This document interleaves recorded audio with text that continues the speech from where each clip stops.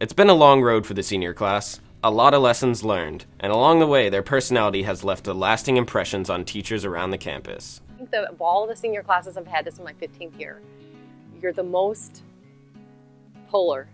So I would say the most intense, oh my goodness, I need over 100 for my average kids that I've ever taught before in your senior class.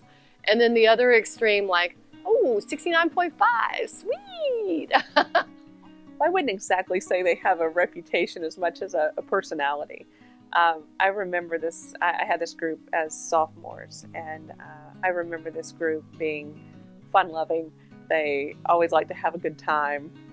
Throughout students' 4 years at FHS, teachers see them grow and mature. I've noticed that teachers treat me a lot differently than I was when I was a freshman. I don't know if I matured or something, but now the teachers talk to me like I'm a normal human being instead of some sort of like little kid.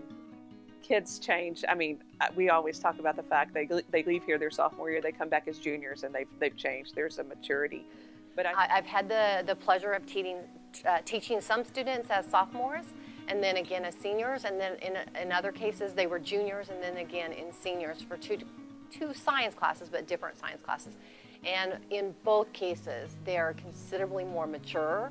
Their sense of humor has evolved so that it's still funny, but better at restraining it. You know, more creative in what they find humor, a little drier, and that takes some talent. But I think the senior year for kids has a tendency to be a punch of reality, if you will, because it just all happens so fast. You get here your freshman year and you think, gosh, I'm never going to be out of high school. And then 4 years passes and you're seniors and you have to decide what you want to do with your life. And what has changed about me since freshman year?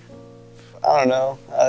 I've developed into my own person, I guess. The changes that I notice is the maturity, the realism of, you know, my high school's over. I'm going to have to get into the real world, so to speak.